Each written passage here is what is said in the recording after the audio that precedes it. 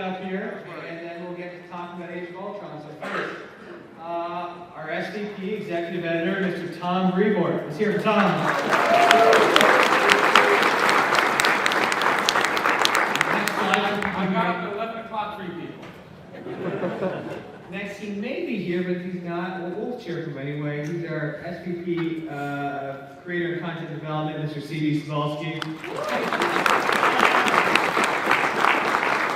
Next, he is here.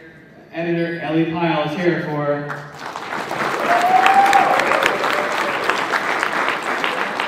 Right now, I want your last applause yet for writer Rick Remender.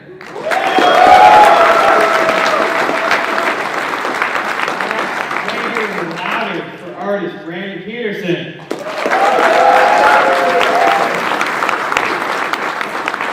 Thank you for applause for me. My name is Arun Singh. I'm the Director of Communications.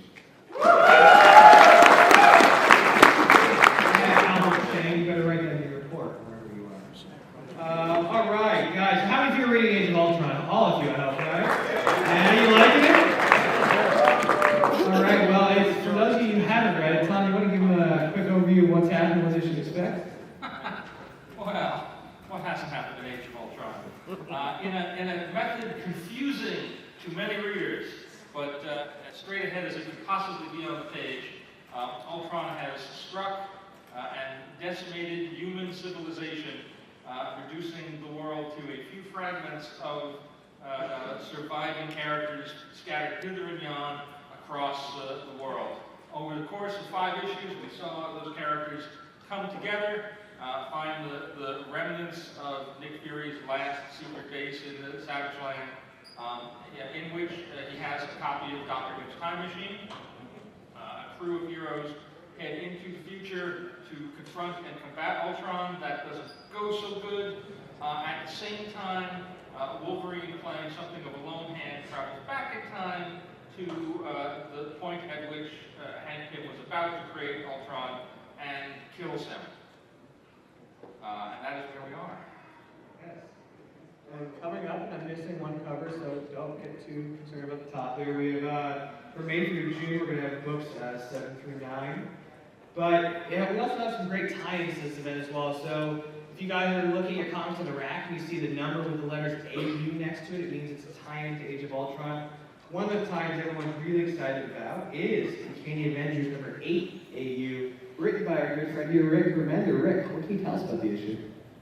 Well, it was a fun opportunity given that it's the entire universe has been twisted up, so you can pretty much do anything with it. But then I think that the responsibility was we wanted to do something that furthered the regular story. So we see a lot of what happens the first time Kevin takes the Apocalypse twins out to do some murdering. And no one gets killed. As you do. As I tend to do. Yeah, that is worrisome, isn't it?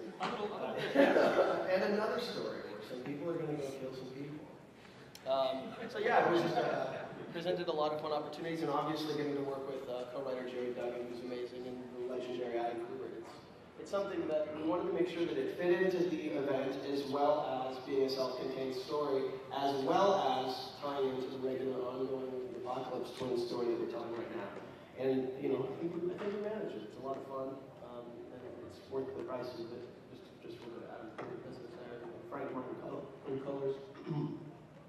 And Tom, I know you guys are taking a slightly different approach to the tie-ins here. You're not doing tie-in miniseries, you're doing tie-ins that fit in the number of the books. What was your approach to tie-ins with Age of Ultron and how they were going to work? Well, we did very few tie-ins relatively. I think, compared to any of our previous big event stories, we kept it very limited.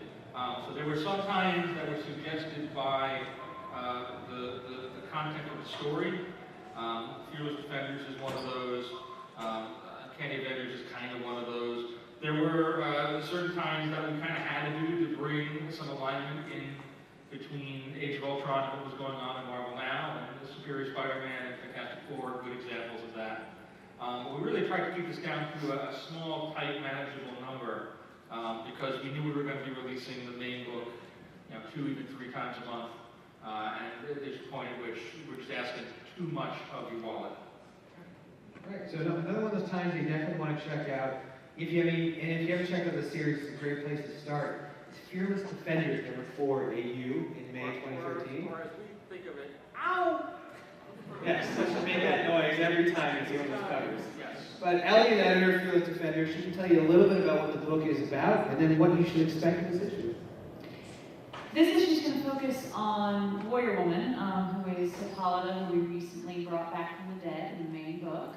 But this does take place in kind of the parallel Ultron universe, so it gives us a chance to kind of spend some time on her because she's part of the team in the regular book, and see some things that are a little different in this other world, but some things that are also not so different in this other world that then you'll know more than the people who are just reading the main book. And in this issue, she teams up with Carolyn LaFay, who is the villain in our normal run of Fearless Defenders, so obviously she's a little bit different in this other world.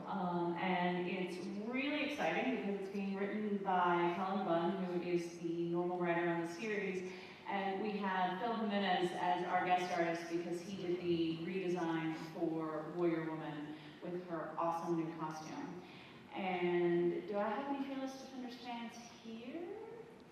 Alright, blue shirt over there. You want to read the issue? I would love to. Come on. Do not spoil it online or Tom Greener will hunt you down. I promise. I will send Rick Remender to tutor you in the way of his children. So guys, wrapping up the event in June will be Age of Ultron number 10. Now just look, I'm not sure how well that shows up there, but the lineup here, written by Brian Michael Bendis, with art by everyone you want drawing a book: Brian Hitch, Butch Geis, Carlos Pacheco, Alex Malik, Brandon Peterson, Dave Marquez, and our own Chief Creative Officer Joe Quesada. It is a big, big issue. But first, Brandon, I want to talk to you about the series. You've drawn some epic stuff in the past. You've done X-Men, you've done War of Kings, you do big action, but what makes this book so unique for you? I think the thing that why Tom and why Brian Bendis, who was writing the main book, the reason they kind of looked at me was I've been doing more and more sort of big tech action, and I think this book has a lot of big tech action. You guys haven't seen it yet, but by issue 8, there's things, literally massive destruction of cities and equipment on scales. There's hundreds of combatants fighting in wars, and it's a crazy, crazy thing. And I think they're looking at like, who won't this drive insane? Who will actually, want to do it? And that's why I think I was chosen, to really give it a shot. I think actually issue 8 is probably the best thing I've done for Marvel. I put a lot of time and effort into it, and I was, up until the very end, I was like, oh, it has to be perfect, it has to be perfect, before even getting out the door. I'm like, please, let it be perfect. So he knows what I'm talking about. I do. And yeah, I think, I don't want to give anything away. I would not, reading you the first 5 issues, or even up to issue 6, have any idea what's coming, so I don't want to spoil it. But yeah, and then, I continuing to 9, which kind of gets into the big finish with issue 10. It's stuff that, Brian's a really good writer for that. He'll actually get a hold of you and be like, what do you want to draw? What do you like drawing? And he has a storyline in mind, but if he knows there's elements, like to say, I'm really into drawing frogmen. He'll go, okay, well, I have a little element where they're underwater fighting frogmen or something like that. He'll literally try to do that for a lot of the artists he works with. So I always appreciate it. And sometimes it's a mixed blessing because you're like 100 frogmen. No, I was hoping for maybe 1 frogman. Brian doesn't like little. Brian likes big. Brian likes lots of stuff. So yeah, I think that's probably the reason that they were looking at it. I'd worked with Brian on Avengers just right before this, so I think that's kind of why it came about. You sort of draw every corner of the Marvel Universe. You've done the cosmic stuff, you've done the Avengers, you've done the X-Men. Is there anything left in the Marvel Universe you really want to draw, or you haven't drawn, or you want to go back to again? No, the funny thing is, We do have some thoughts. oh, good. So I was hoping so. The funny thing is for me, I got into comics a little later than most people. I was probably in high school, just because I kind of grew up in, I'm actually from Wisconsin, so, all you Illinois people, So, I grew up in Wisconsin, was, kind of a farm kid, and I didn't really read comic books until I was in my teens. And so I don't have that thing where it's like, oh, when I was 10 years old, I wanted to draw Spider-Man, it was the most important character. What got me is I just like the subject matter, I like the visual storytelling, because as an artist, that always really appealed to me. And the real thing that I look for now is interesting stuff and working with really good people. Working with a good writer, working with, good colorists and editors and everything like that, because when you have a real fun, creative atmosphere, you do good work. Honestly, if you're excited about what you're doing, you're going to do good work. If you're, you may want to draw Spider-Man, but if the story isn't really a good Spider-Man story, then you probably won't do your best effort. But that's why I think I've been with Marvel now 10 years. So it's like, and it's not that I don't have other opportunities. It's just that whenever they come up, I always go, no, Marvel's really been treating me well and taking care of me and a fun place to work. I'm not interested in going over there and doing something. You know what I mean? So as long as I'm engaged, I'm pretty happy. And I've been really engaged in what I've been doing. So. Now, Tom, this issue, before we get to the big stuff happening here, that's an insane creative team on this book. How did you get that all together and keep it from going off the rails with that many people on a book? Well, it looks sort of like a car crash when you see all the names there. But in terms of the actual way the story is structured, it was pretty simple. That literally everybody in the book is drawing sequences that are specifically kind of tailored for them. Sort of in the same kind of way that in issue 6, which has now come out, Carlos Pacheco drew all the sequences that were set in the past, and Brandon drew all the sequences that were set in the future. And that was a nice, easy way to divide that issue up and give you those two storytelling tracks that were set in different places or in different arenas. In issue 10, the story is fragmented such that everybody kind of gets a piece that is their own, and that is why they're drawing those particular pages. It's tough to tell you any more than that at this point, because I don't want to give too much away, but everybody that's there is there for a reason, and they will be doing specific sequences in Age of Ultron 10 for which they have been brought on. So Tom, now there's something, I'm sorry guys, we spoiled this a month ago, but there's a bunch of seats over here too, if you want. You don't have to hang out by the door. You can come in and take a load off. So there's a major character making her debut at Marvel, in the Marvel Universe, in this issue. Can you tell us who that is? Her re-debut. Re-debut. Yeah, as we've announced online and elsewhere, among the other things that are in Age of Ultron number 10 will be the first Marvel Universe appearance of Neil Gaiman's character Angela, who had previously appeared in some other comics I don't know anything about. But the important thing is she's coming into the Marvel Universe as of Age of Ultron 10 and will immediately segue into Brian's next storyline in Guardians of the Galaxy, starting in number 5. Number 5, which Neil will be co-writing with Brian, which I guess I buried the lead on that. But yeah, that's right. Neil Gaiman, after I think 6 years, he hasn't written a comic at Marvel. He's been busy being successful in everything else he does, like Doctor Who. He's come back to Marvel. He's working with Brian on this issue. And if you haven't read, he's working with him on the story. On the art. It's not a single issue, so the whole thing. He's coming back to Marvel with this, and it's with his arc, and it's going to be really exciting. If you haven't read Guardians of the Galaxy yet, this is a great place to start, or you could start with a few issues that are out now, but it's going to be a big, big story, and I think it's safe to say there are very big plans for Angela in the Marvel Universe. Correct? There are only 2 issues out. They can go ahead and start with what's out there. It's not much to catch up on, and it's awesome. Now, in the aftermath of Age of Ultron, there's a lot more. You guys may think we've given away any big surprises in the book. There are lots of surprises. Some of those you will see dealt with in Avengers number 10 AI, because we've never found a numbering system we can't confuse you with. Written by Mark Waid and drawn by Andre Araujo? How do you say his last name? Okay, whatever Tom said. I'm sorry, my pronunciation is not great. But Tom, what can you tell readers about Avengers 10 AI? You've interrupted me. You throw my whole rhythm off, Brandon. We think of this as Ultron 10.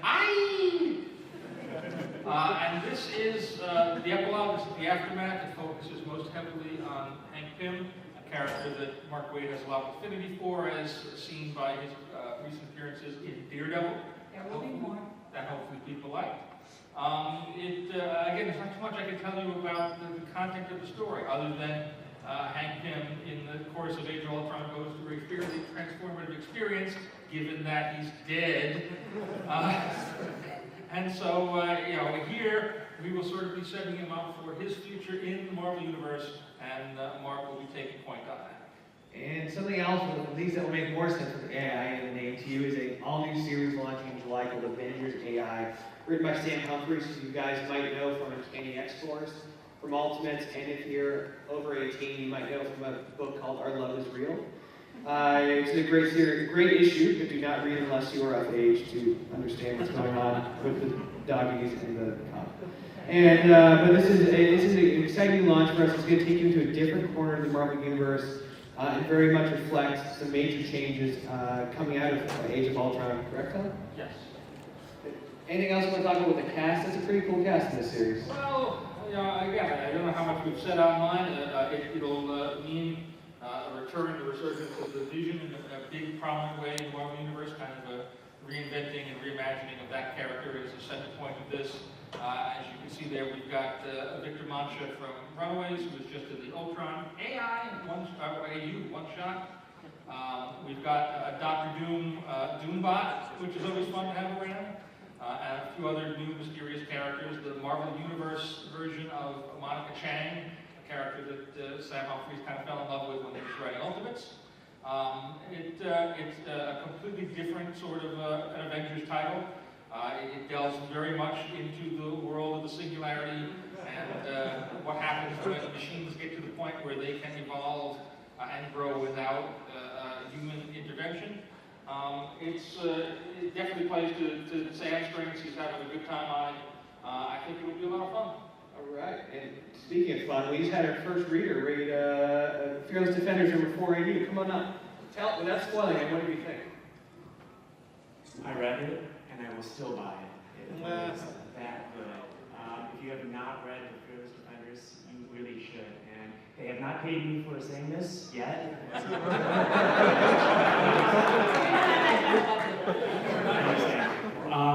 But yes, fantastic. It's entertaining. It's got a lot of depth to it. I went into reading Fearless Defenders without knowing anything about the characters on the first issue, but I can't put it down. I look forward to it. I wish it was bi-monthly, bi-weekly, whatever. But it's fantastic. Very good. Awesome. Any more Fearless Defenders fans out there? Yes, right in the center. All right, red glasses back there.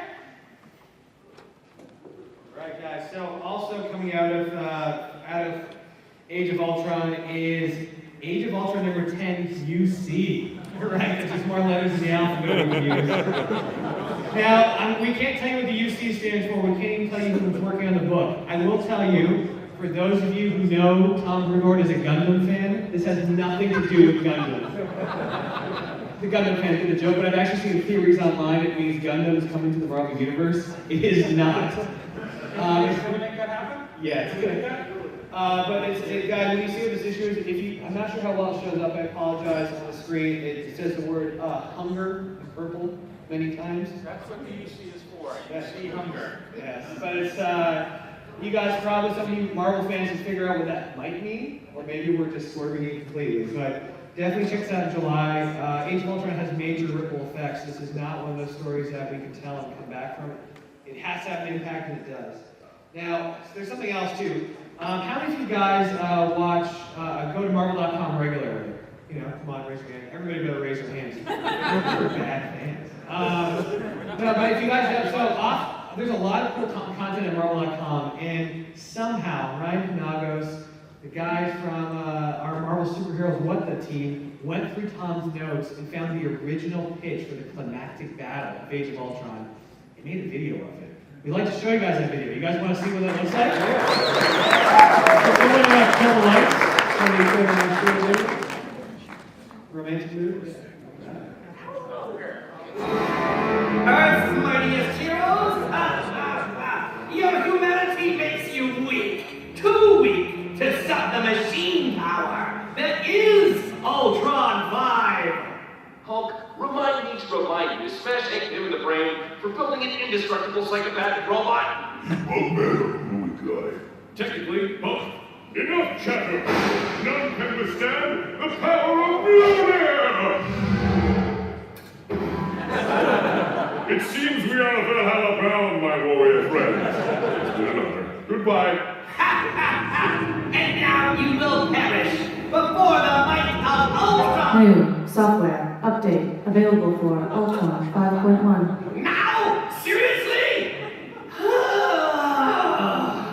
I just did this yesterday. What's new this time? New firmware update. Bug fixes and improved map function. PPS has been a little screwy. Okay, fine. Make it snappy, will you? Please read the latest update to terms and Yes, conditions. okay, I agree, fine, whatever. Let's go. Come on, I'm busy. Whoa, whoa! You're not even gonna read that? They can be giving out information to, like, anyone. Silence, fools! It's still buffering, but when it's done, you will face your doom!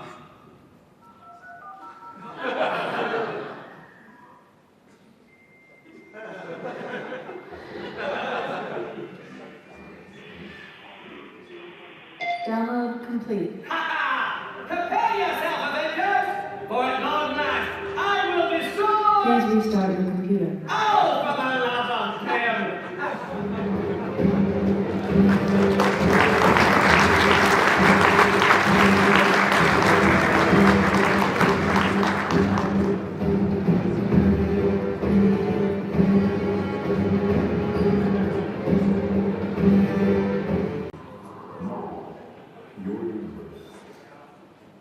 Right, so guys, Ryan Canagos, aka Agent M, is here in the audience. He's a big part of this. Guys, let's hear it great. Ryan Canagos and the whole team.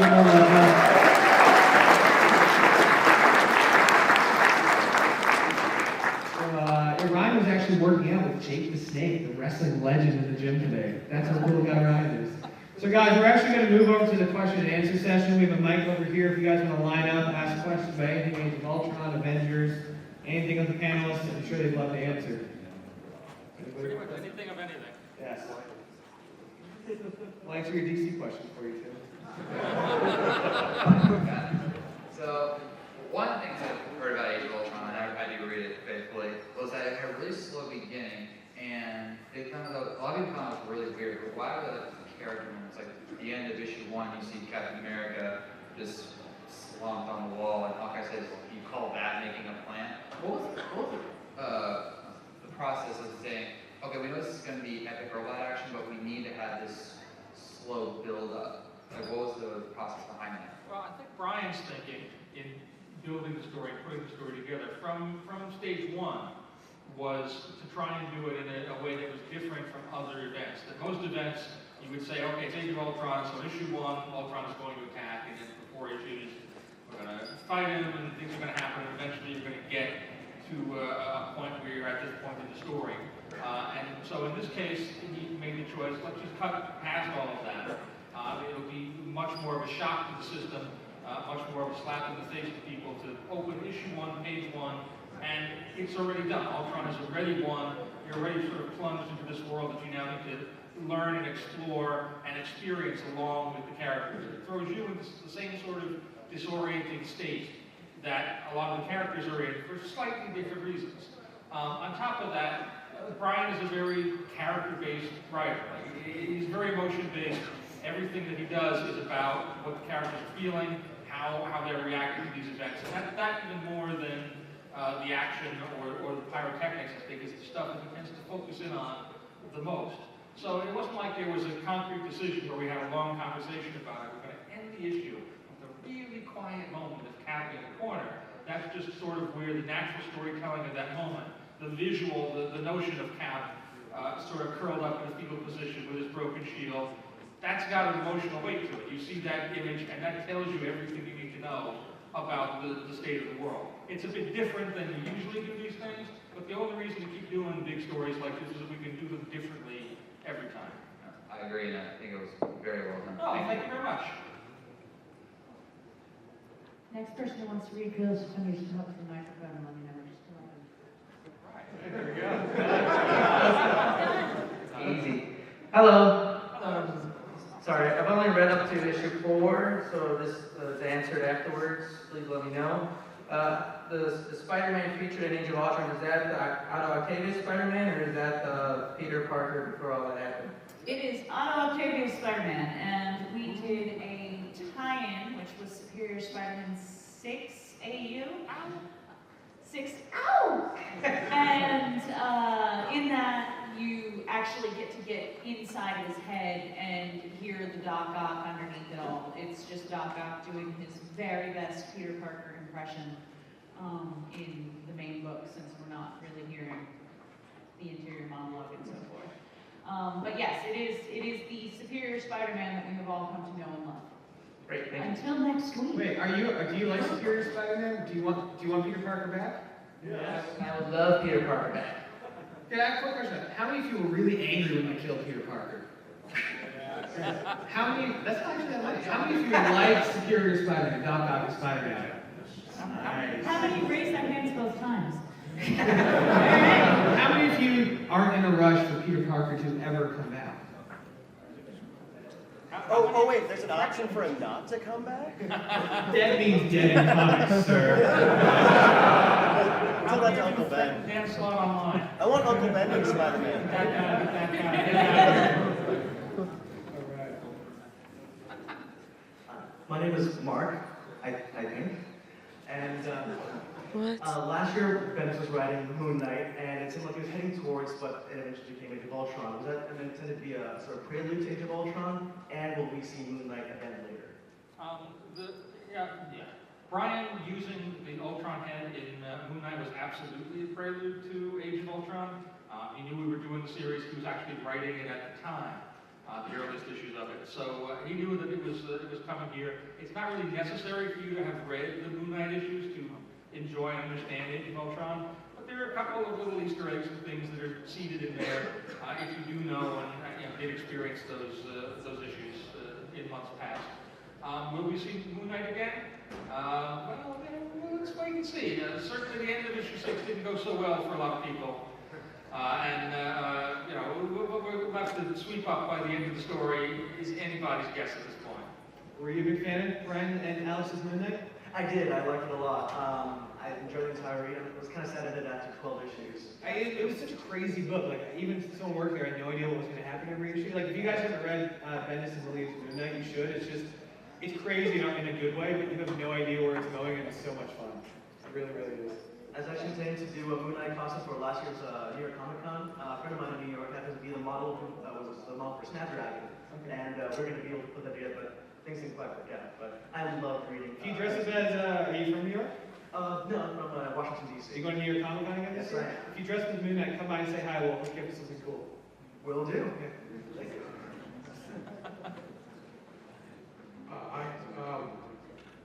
When Age of Ultron started, New York was already decimated, so we didn't see the actual destruction of New York. That is true. But I think it was it Uncanny Avengers? Has that already come out? The one with San Francisco. Avengers Assemble. Avengers Assemble, sorry. So we saw the destruction of San Francisco and how it affected Black Widow and all that stuff. Will we see a flashback story to the decimation of New York? I don't think we do a flashback story to the decimation of New York. It was very much like the decimation of San Francisco. Just put the Empire State Building in those panels in your mind. We do see a bunch of the decimation of England and the United Kingdom in Avengers Assemble 15. So that too is sort of like the destruction of New York, just with Big Ben and the London Eye. So just mentally take those out of the panels, and it worked very much the same sort of way. Thanks. Okay, so I'm a Hank Pym fan. All I right. was bummed to see him die. Go figure. Is there any way to get a flashback of like big events that he was part of that like gets retold without him at all? Well, I would tend to think that once you get to Age of Ultron number 7, you're going to have to do a lot of things that people did without Hank Pym, given that we killed him in 1967. Right. I mean, I just think it'd be cool just to kind of go back and like the trial of Yellow Jacket. It was a very quick trial. Yeah, Because he didn't do anything and he wasn't alive. Right. So it's just like, cover without They just anything. skipped the whole trial altogether. Right. They went directly to the sentencing. Right. What makes you such a big fan? Actually, before we get to that, Age of Ultron 10 AI is what you're looking for. Right, I figured it was. It's a deep dive into the history and the psyche of Hank Pym. So if you're a Hank Pym fan, that would be a book to check out. Awesome. I was asking, what makes you such a big Hank Pym fan? Because you seem very passionate about it. Yeah, I mean, he's just one of those characters that just is always changing and never the same. I mean, he goes from Ant-Man, Giant Man, Yellow Jacket. I mean, he's all around. And you're a big Pym fan too, aren't you, Rick? Yeah, I had a full run of Tales to Astonish, like, Pym was my guy. There was something about, there's a quirkiness to him, and as he developed, they did, even though you can feel some choices where they were trying to, like, well, how do we make him interesting, you know, like, I don't know, make him hitty, like, he's got a real high one hit. But it still works. It still makes him an evolving character, and I also think there's some sort of, like, old-fashioned scientist smoking up pipe and still around. Yeah, and I just picked up the first Giant Man yesterday, so. Yeah, and at the retreats, Pym, there's no shortage of Pym ideas, and I've got a big Pym story that I want to do one day too. I think there's a lot of love for you guys in the room. Good. You'll see it taken care of. Awesome, thank you. Mr. Green Lantern. This question is more so for Rick. I loved your Uncanny X-Force. Uncanny Avengers has been awesome. But when I read the end of it, something's been bothering me. How in the hell did he just drown Dakin? Because we've seen Wolverine come back from so much and he was just like a drop of blood. So I would assume, wouldn't Dakin eventually wake up and come back? Well, the brain without oxygen can't keep regenerating. Yeah. And so we made a decision, and it makes a lot of sense to me. We haven't actually shown it happen to Wolverine, though Dakin knew that was the way to kill him, was to suffocate him.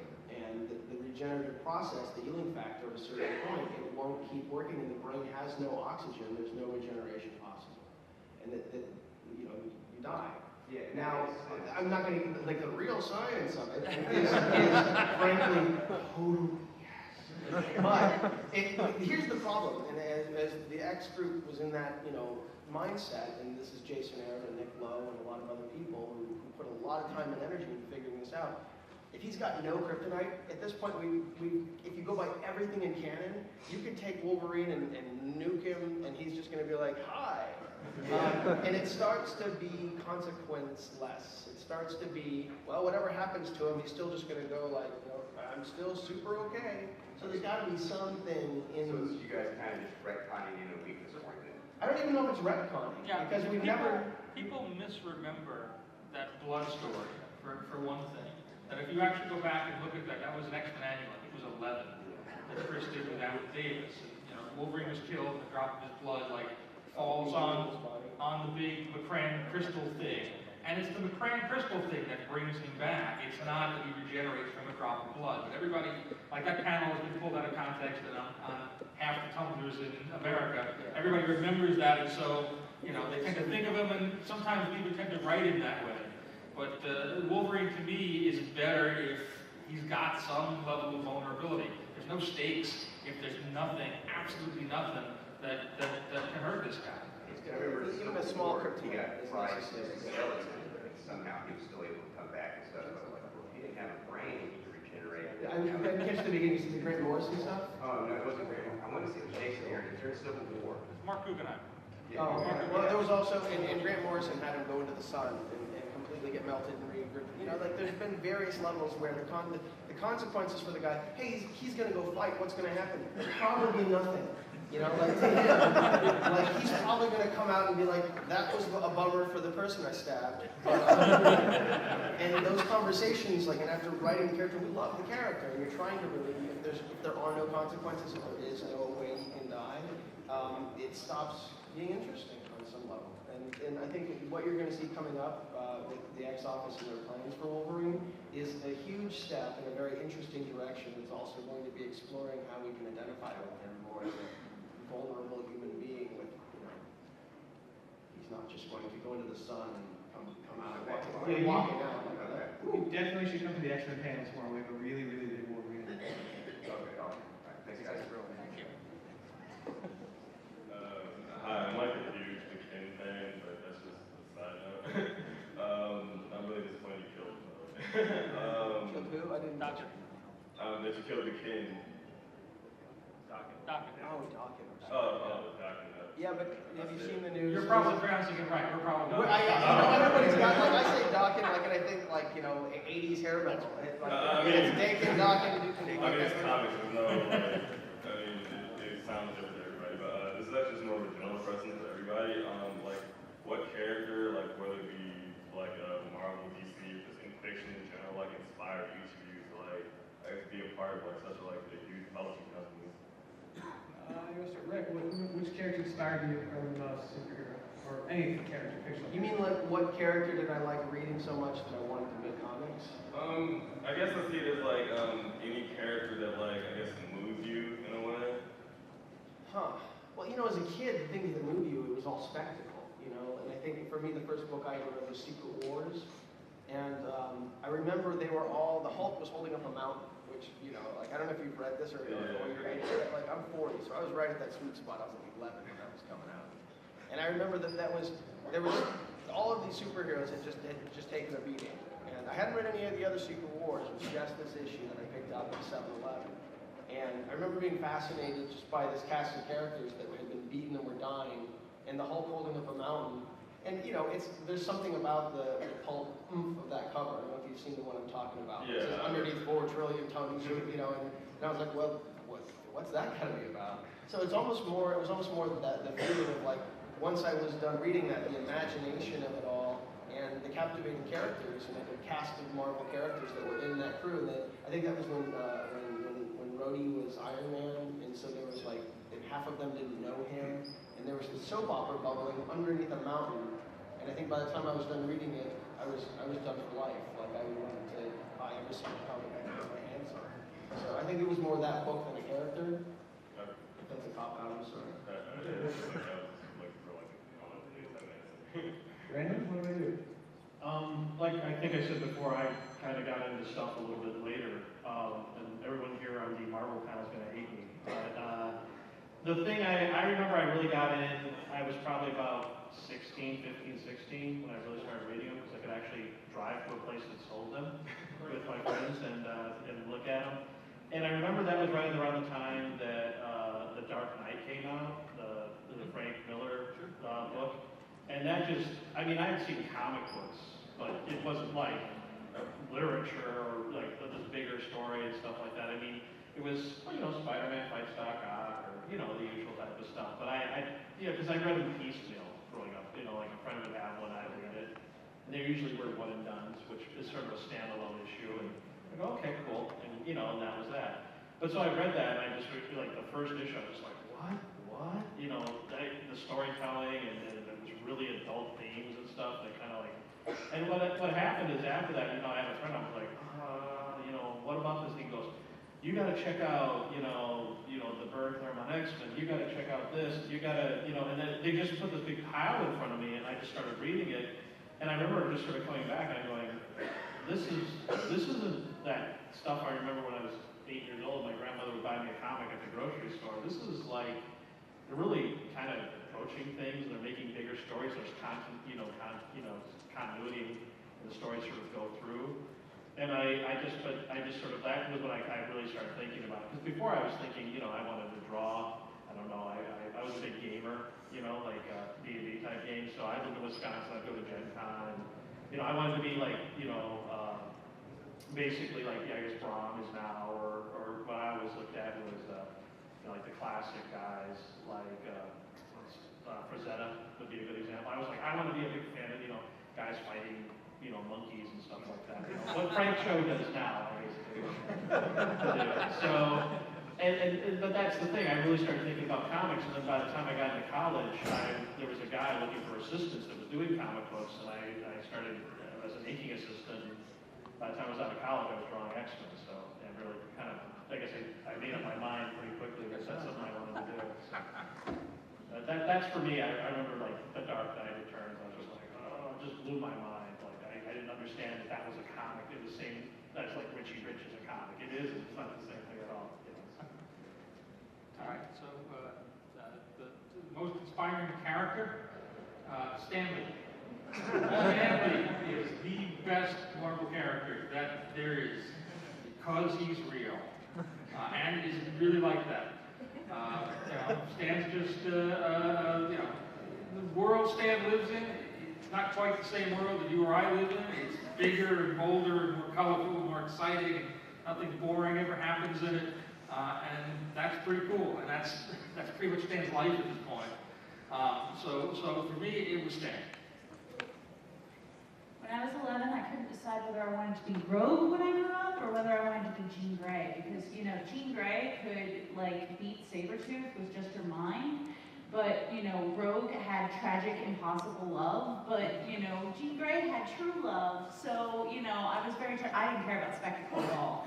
I was just so, in the soap opera of it all, and it was very cool for me also that there were these strong female characters in the X-Men at that time. That I just latched onto, and here I am. My answer is terrible, so I'll keep it short. It's Superman.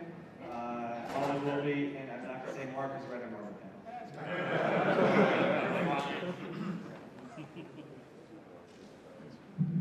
panel. Why did Taskmaster get killed off the way he did in Age of Ultron? Kind of seemed like that was going to go somewhere, or we're going to see some more Taskmaster action, but clearly that was not. Turns out that no.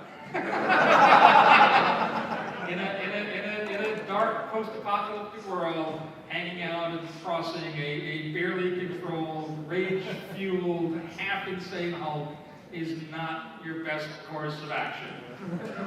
Also, probably should have picked the Black Panther up a little bit there before he cut out of the door. So, yeah, it's a bad day to be Taskmaster. It was the worst day before we colored that panel that way. The first version of that Hitch drew was really insane. You will never see it. Thank you. I'm a big Wolverine fan, so I was just with the personal growth that he's had, what made you guys feel like he was the right person to kill Hank Pym in the whole Marvel universe? Well, I think, and especially given that in an event series, typically you have a limited amount of space for the number of characters that you're dealing with. It's one of the reasons why I like having the tie-in books that we have that let us get into some of these characters and some of these situations in a greater degree of depth than we can do in the main book. But really, in the main book, we have our standard 20-plus pages an issue, and here's a big cast. When you boil down the Marvel Universe and kind of get it down to its essentials, Wolverine is sort of the ultimate pragmatist of the Marvel Universe. And you can add subtlety to him, you can add shade. He's not just a mindless killer. But in terms of looking across to the Marvel firmament at who among these characters, if put in this situation where all their friends and loved ones are dead and the entire city is in ruins and people are dead in the millions, will make the choice to do something fairly horrendous in the name of greater good, Wolverine is kind of the obvious choice for that. So it wasn't like it took a lot of thinking. The one thing that we were most concerned about, honestly, was that it ended up being too much like House of M. Where in House of M, he was like the one cat who remembered the regular Marvel Universe. And there was a point there where Brian and I had a conversation about that because he realized I'm doing a story that's just too close, and that's one of the reasons why it ended up being Wolverine and Sue Storm, which gives a different dynamic to it as well. There are two characters that have been around in the Marvel Universe for forever, but we haven't seen them spend a lot of time in one another's presence, and it's a different dynamic than you've seen in the past. I think Matt Kindt in particular did a great job with his Wolverine and the X-Men tie-in issue, really kind of getting into that, and even getting into Wolverine's head and Sue's head as to why they're here, what they're going to do, why they feel they have to go down this road. But really it boils down to, you line up all the Marvel characters and say, which dude's going to go back in time and kill Hank Pym? Who's it going to be? It's the dude with the claws. Yeah, pretty much. He's also got a quote to me in that he was sliding on the movie. He's got 7 kills every 7 days when they fire him. Big dog is pay. He loses a claw. Yeah, or his Union card gets taken. Well, thank you very much. I have a Wonder Man question. I'm a big Wonder Man fan. I'm hoping maybe one of the big side effects of Age of Ultron. Can we please put Wonder Man back in his leisure suit costume? I hate that stupid W. Frank Cho had the good sense to put him back in the cool leisure suit. I want to see him back in the leisure suit. I hate that costume. Is it about you? You can't hate them. I mean, they're both good. The leisure suit is like nostalgic because we were kids. You're probably right. Exactly.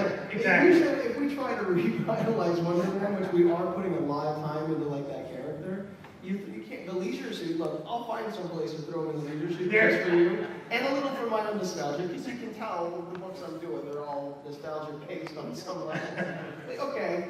Yeah, we'll get him in that jacket, even if for a date, you know, like, we'll figure it out. But you can't wear it once in a Wonder Man, like, what, from what decade? What are we doing here? He's retro chick in it, though. I mean, he's like super cool in that. He's cool. He's so cool he can rock a leisure suit. Come on, that's awesome. And his name is Wonder Man, so it does stand a reason that he can still decide, like, you know, we'll get him in there. I don't know if it's permanent.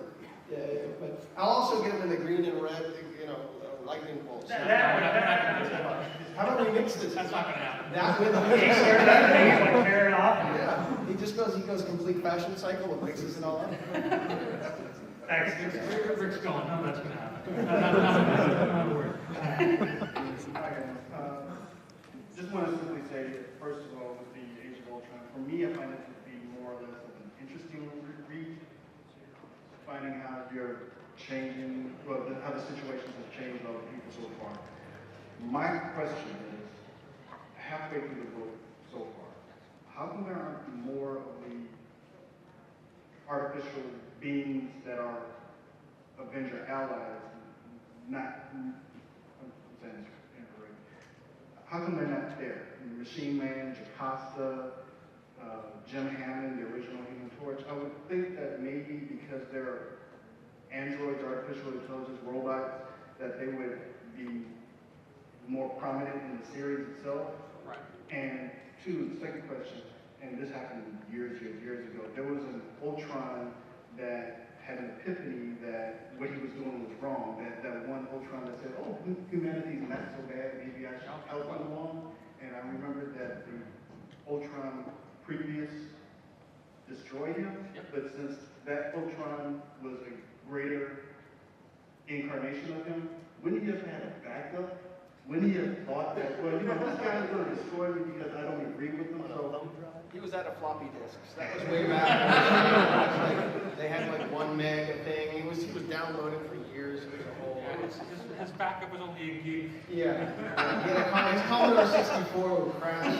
It knows its name and nothing else. That's why you should always back up your people, folks. Always back up. Right. Well, in terms of the other, robot or artificial intelligence Avengers, I think you can say that about a lot of other Avengers characters as well. I mean, you don't see Thor in Age of Ultron. Thor is dead. We're picking up is a very small coterie of characters that have survived that initial attack and moved on. And within that includes guys that are regularly in the Avengers, the rest of the heroes of the Marvel Universe. A lot of people were wiped out by this. It was just a choice. The characters that we picked up and chose to use, a lot of them tend to be slightly more ground level, because having this sort of post-apocalyptic world that seemed more interesting, and they seem like the sort of characters that would be able to survive and thrive in a world that had been so destroyed and decimated by what Ultron had done. There wasn't a specific choice to go, oh, well, let's not use Jim Hammond, or let's not use Machine Man. To some degree, that's almost kind of the obvious way to go down. Bring all the robots in, it's a robot story. But really, this is about, it's a human story. It's about how people deal with the consequences of this enormous traumatic event. And we've had a number of traumatic events in the round over the last, week, month, year, couple of years. And so in a sense, allegorically, it's sort of about that, how human beings deal with it, cope with it, survive, the choices they make in the face of overwhelming disaster. And those characters didn't really fit in thematically to that idea, as well as some of the guys that were used. All right. I have a comment and I have a question too, but the comment is that whenever, I really appreciate the Age of Ultron storyline, because whenever, or at least it used to be when there was like these alternate universe type storylines, and everybody kind of does all these crazy things with the characters, and people die all over the place. And then at the end, there's this reset button hit, and then we just go back to the regular Marvel universe, and there's no repercussions. So I appreciate that. It sounds like there's going to be major repercussions at the end of the storyline. That I feel like it was worthwhile to invest all the time and energy into reading it. My question How much is, time and energy we spent in making it? right, exactly. That's a lot of work. My question is, after the Avengers movie, Thanos is at the end, and then we see a revival of Thanos, and then the Guardians of the Galaxy movie coming out, there's a revival of Guardians of the Galaxy. So it seems like the film world is influencing backwards the comic world. Of course, it's based on the comics. But have you ever, as far as like phase 3 of Avengers, do you hope that like in Age of Ultron will push forward to phase 3, or that you're kind of laying the groundwork for things there? I can't really speak to what the Marvel Studios guys are thinking. I would tend to believe that, if you're doing, sequel Avengers films, you're going to get to Ultron sooner rather than later. He's one of really 2 big villains that the Avengers have that are like their own villains. It's really him and Kang. Then you get like groups, the Masters of Evil or the Legion and so forth, and then you get villains that you pull from other characters. Loki is a Thor villain, really, but he can fight the Avengers, and the Mandarin is an Iron Man villain, but he can fight the Avengers. So my guess is probably, sooner or later, if they do enough Avengers films, and again, probably sooner rather than later, they'll get to Ultron and doing the story. We didn't do Age of Ultron specifically for that. However, because we're so integrated at Marvel, and the studios guys are well aware and in the loop on what we're doing and vice versa, I wouldn't be surprised if they get to that point at some point for us to see some aspects or elements or bits of business that may have happened during Age of Ultron, or really any of the other previous Ultron stories, to make it into a final film. But really, that's just conjecture on my part. It ain't for me to be talking about what the movie guys are doing. Do you ever kind of write something or draw something thinking like, oh, I hope that someday they'll look back at this and it'll be... It's kind of the other way around. Like, we write and draw, the best stories that we can do, and then it's kind of cool when they like announce, oh, the next Captain America movie is going to be Captain America: The Winter Soldier. It's like, hey, look at that. I put those together. That was me. That's my movie now. But you don't really go into it thinking about that all that much. You just kind of try to craft the best stories that you can do, and if you do that well, presumably the guys that are working on the films will go, hey, that's a good moment, or that's a good idea, that's a good thing. Let's do something with that. That'll apply really easily to what we do. Sure. Hi. I just have a quick question since it kind of talks about what he mentioned about whether this is going to really have its own reality. With them using Dr. Doom's time machine, how many of those are lying around anyway? It seems like they're everywhere. But are the Doom bots going to come into play somehow?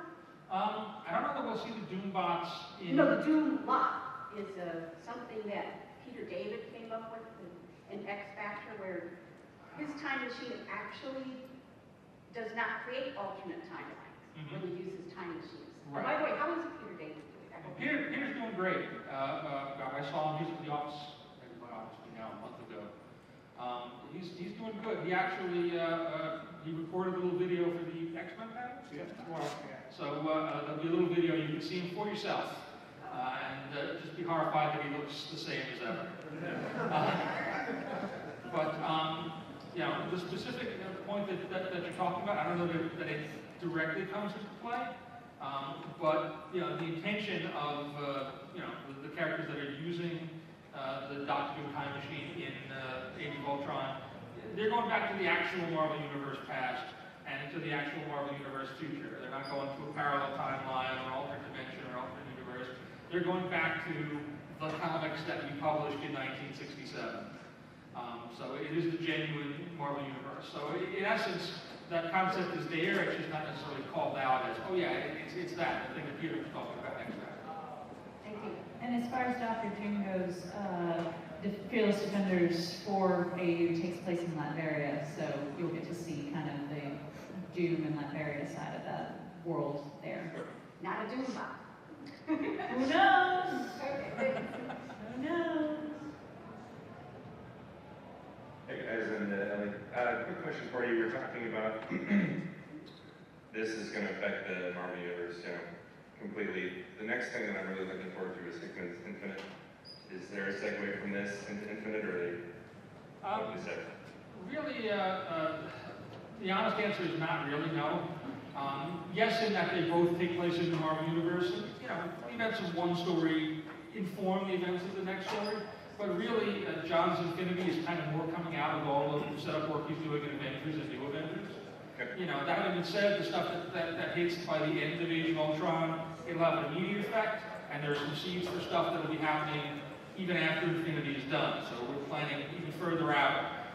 But it doesn't really lead you into Infinity. Thanos is not there on the last page going, now I will appear to be like I am at the end of the Avengers movie, or anything. It's its own thing, its own story. So totally separate. Hello. Hello. Just a quick question. I was a really big fan of the Dark Avengers and Siege. Any thoughts on bringing Ares back, Sentry, and... Hey Rick, you have any thoughts on bringing Ares and Sentry back? And also in Fallen Sun, anything you want to share with that page that was shared with Reed Richards? Sorry, I missed the last bit.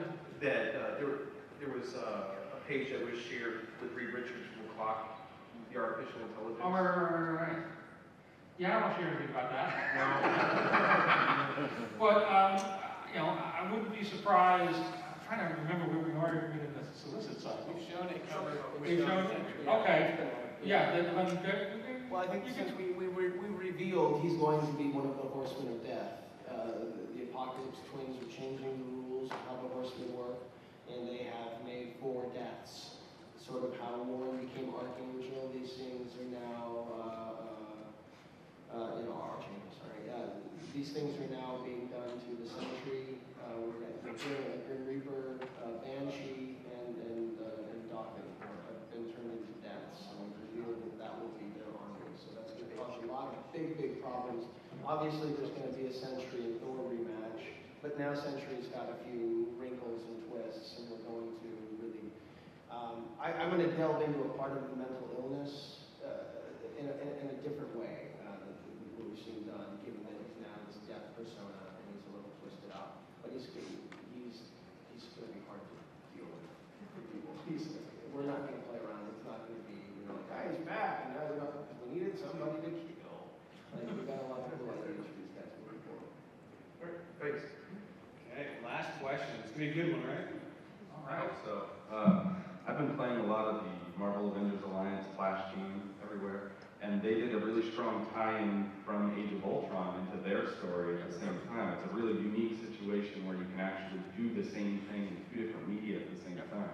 Is that something you guys actively pursue to try to keep things as current as possible? Because I don't know anywhere else you can do that. Yes, we do. Yes, definitely. And we're going to continue to do that, try and do more of that as we move forward and move ahead. We've been working a lot with what we call our interactive department. Not that the rest of us aren't interactive, but they're especially interactive in that they work on all the games and electronic doodads that we deal with. So you're probably going to see a much greater connectivity and a much greater referencing in things like Avengers Alliance to the events that are going on and publishing in the Marvel Universe as we move ahead. We're trying to kind of use our close ties and our synergy to make these things hit in different areas all around the same period. Whether it's video games or action figures, who would have ever thought you would have seen a Phantom X action figure? Right. Thanks to the great work that Rick and everybody did on Uncanny X-Force. There's mini-mates. Yeah, let's hear it for Uncanny X-Force. You have mini-mates now, you have action figures of different scales, there's probably a statue, maybe there is. It's crazy. They look at what we do, what's popular, what's working, what we think is cool, and they try to emulate it. Like action figures take longer to make. But the video game stuff you'll see more of. You'll see a lot more of the mini-mates. You'll see, like in the Age of Ultron, AVX mini-mates last year at Toys R Us in the summer. And that's because we have a great team over at our Disney Consumer Products team, Jesse Falcon and David Nee, who are big fans, who used to be at Marvel, and make sure that fans will see their favorite stories represented very quickly in action figure or video game form or something. You know? Yeah, I talked to the Hasbro guys and they were a little frustrated because they were trying to keep up and trying to keep up, but everything's Yeah, better. the thing with the action figures, I'm not a total action figure connoisseur, they need like 9 to 12 months to, to sculpt. I mean, like, the idea of like telling Tom, hey Tom, give us your designs for next June's event, story, whatever there is right now. Make him kill me on stage, which would be interesting. But you know, they're a great group of guys who still work with that and create great figures. They know who's going to be big and they can put out interesting packages. It's nice to see the synergy, so I hope. Yeah, absolutely. No, thank you. All right, guys. Well, listen, I think that's it for Age of Ultron.